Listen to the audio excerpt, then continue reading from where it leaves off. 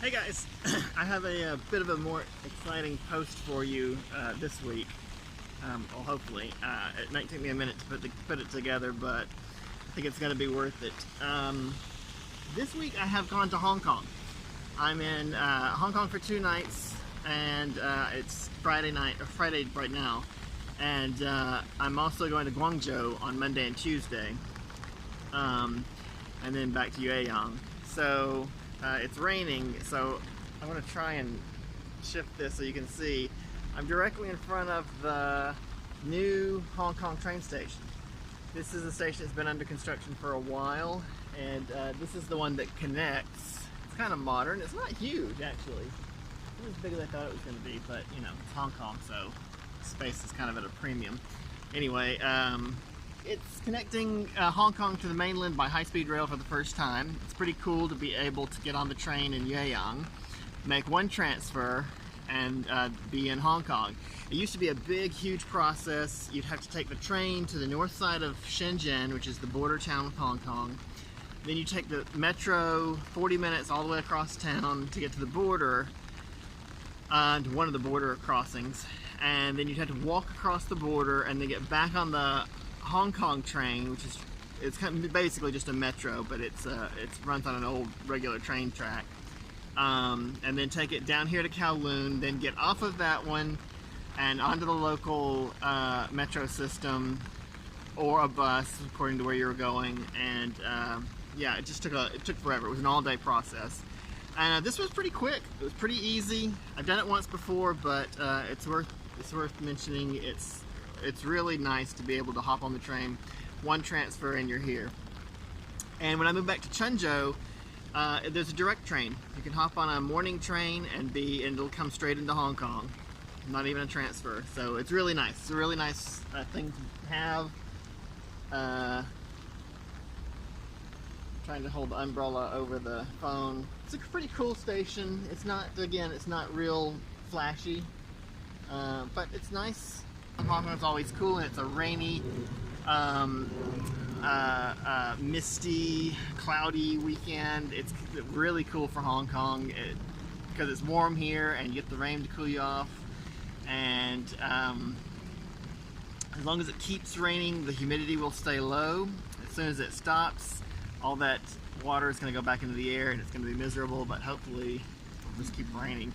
And also you get the clouds. You get you get the big tall buildings and the mountains, all with clouds at the top.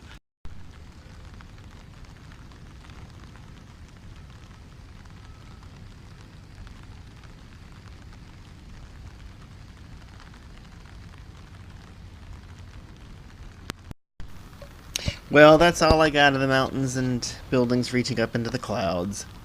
Sorry, guys. I will go back to Hong Kong, and it's probably one of the first places I'll try and do a proper episode when I get to that stage. But I hope you enjoyed seeing the train station. It's pretty cool. This is on to the hotel. This is the hotel bar, and it was a really nice bar and a really nice hotel, and not a bad price. Everyone that tells you Hong Kong is so expensive, well, I mean, it's expensive by Asian standards, but not by American standards.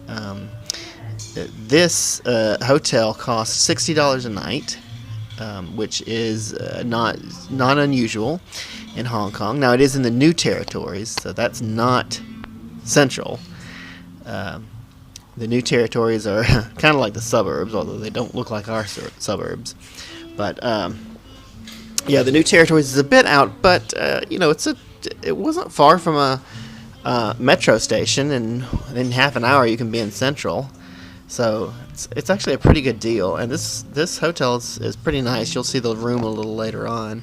I don't know why I keep focusing on the empty martini glass to drive home that I'm drunk. This is again, I don't script these, so I cannot. Tim Ho Wan, I think, is the name of the hotel, the name of the restaurant. Sorry, that I'm in, and it's the cheapest Michelin-starred restaurant in the world, from what I hear. Okay, so done with that. I should probably spend more time on that, and then I'm going to spend like 15 minutes out on this overpass, which it's just a walkway, not an overpass. But I don't know why, but it is a great view of the island. You'll get the good view of the island in a minute. Right now, what you're going to see is a giant highway. Again, I'm transportation interested, so I guess that's why I took that shot. But there are giant highways in Hong Kong. If you thought the space was just too limited, you're wrong. There are giant highways in Hong Kong, and that was one. Okay, and it's right this little walkway where I was just going to catch the bus. It is right next to the harbor. It's right next to the water. It does make a nice view. You can see Lantau Island in the distance, which is just one of the big islands where the airport is located in Hong Kong. And you got a shot of downtown for a second there. Now this is where I'm at in the New Territories. That's why I said it doesn't look like our suburbs. But this is my hotel room. You would think I would have gotten this shot before. I made a mess all over the hotel room, but I did not. And I don't know why I'm always focused on bathrooms, but I tell you what, in a hotel, if the bathroom is nice, it really makes the room. You know, a bad room can become a good room quite quickly just by having a nice, clean, operational bathroom. That's the most important. It's the only thing that's even near it in importance is the bed, the mattress. And now I'm leaving Hong Kong, so there you go. That was a short trip. As I said, I'll go back and get more. And I spent more time in Guangzhou. Actually, I spent about the same amount of time, but I had things to do in Hong Kong, so I couldn't get as many shots as I wanted. I couldn't do as much filming, unfortunately. This is a rooftop bar that I've read about many times since I've been here in China, and I finally got to go to it. It's right on the riverfront. There's not as much to it as I thought. I was not there on a weekend, so I was actually the only person there the entire time. And I ate and drank for obviously a couple of hours, waited for the sun to go down. The riverfront in Guangzhou is quite nice. I like it. This is not the best area, to be honest, although this is a really fancy hotel, a bar, that overlooks the riverfront. And when the sun goes down, it really is nice. Lots of lights. It's usually a good view. I think you need to be west of here, close to the old town, to get the best views of the river in Guangzhou. But that's all right. And I'll show you in a minute. There's a ton of cruises that go up and down this river. Here we go. Maybe this is going to show it. No.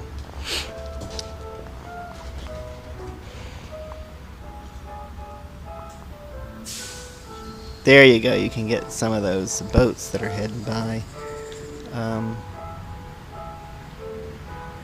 Yeah, I really think it's cool. Yeah, there's just a ton of cruise boats that go. Little dinner boats and shows and all sorts of things. It's a really popular thing to do. Yeah, there's a few of them. Right there. Anyway, the bar was really nice, really cool. Had a couple of drinks, and I tried some baijiu cocktails. Now, if you don't know what baijiu is, it's a traditional Chinese wine, kind of like Japanese sake, except it tastes awful. You really have to get high-end baijiu for it to be palatable. When you do, though, it's nice. And these people were taking some nice high-end baijiu and making really good cocktails out of them. They were really decent. I would go back and have them, but they were not cheap. This is Guangzhou, of course, in China, mainland China, and the prices were more like Hong Kong. So that's that's kind of off-putting, because one of the great things is that you can do everything more cheaply in China, but not this bar. After I left, I don't know why I got this shot of a bathroom. I don't know why but it's a 2-story public bathroom in Guangzhou. It fascinated me, probably because I'd had a couple of drinks already. And so there you go. That's me heading out into the world. Wanted to show that this bathroom was 2 stories high. This is just a night scene. I just like getting shots, street shots, so I wanted to show you guys the street in Guangzhou. This is actually really close to my hotel. The hotel, the bar, the river, and the metro are all fairly close together. And this is not an especially busy or popular area. It's pretty residential, but it's close to Beijing-Lu, which is the main shopping street in Guangzhou. And you can actually get some good stuff there, or maybe I should say you can get some cheap stuff there.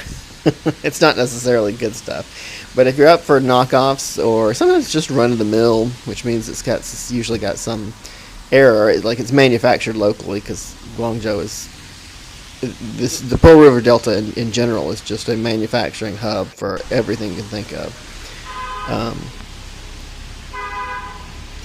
But if there's an error, they won't ship it. They'll just, send it to these kind of outlets, and you can get a lot of that in Guangzhou. And of course, Beijing-Lu also has everything else. It's got new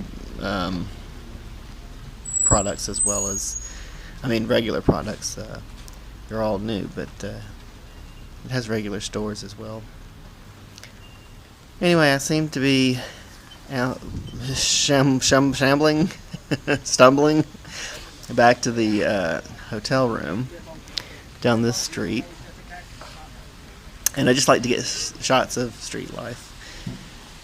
I'm walking down the street. And for some reason, while drunk, this fruit store fascinated me. But I kind of wanted to get a shot of it because there are just fruit stores here. Like, there'll be markets that sell vegetables. The markets have other food items as well, of course, meats and poultry and what have you. But there's just special stores that sell fruit. I'm not sure why that is. Maybe because a lot of it has to be imported, I'm not sure. So here's a tomato store. Oh, C-store, is that what it's called?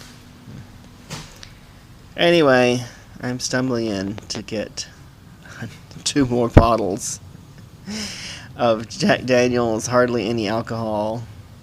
They're really good though with a meal. I've already stopped and gotten some dumplings, so I'm just looking for something to drink with them. And I end up going upstairs and having the dumplings and put these in their fridge because I'll show you in a second. My hotel room has a kitchenette. I really like this hotel. Put your hands up and lock the door. Put your hands up. It's a stick up and a safety feature at the same time. Okay, anyway, so here's the hotel room. Here we are. Again, I love to show the bathroom. Lovely shower. Nice and clean. Western style toilet if you didn't see it. Kitchenette. Look at that. A washer. Although there's no dryer, and there's no place to dry the stuff, so you got to be there a while before you can really use that. Got a fridge. So I stuck those 2 bottles in the fridge and forgot about them until the day I left, and then I had to down them right before I checked out because I didn't want to carry them around. Anyway, this is a nice hotel, though. You can find these pretty frequently. I've stayed at this one a couple of times because it's got a really great location. But, yeah, it's not a full-size hotel. Like, there's no facilities. You check in across the street. They've just bought up some apartments, I think a whole floor of apartments in this building, and they came in and decorated them and turned it into a hotel. So you check in across the street, and then they walk you to where your hotel is, because it's not intuitive since it's not in the same building. And you get this great little, basically an extended stay, because you've got a kitchenette. It's practically a full Chinese kitchen. Most homes don't have anything more to the kitchen than that. Yeah, and you've got a pretty good view. They could clean the windows, as you can see, but yeah, if you're you can face directly at the river, which I did last time, and it's a great view. And this is not a bad view itself. It's really nice.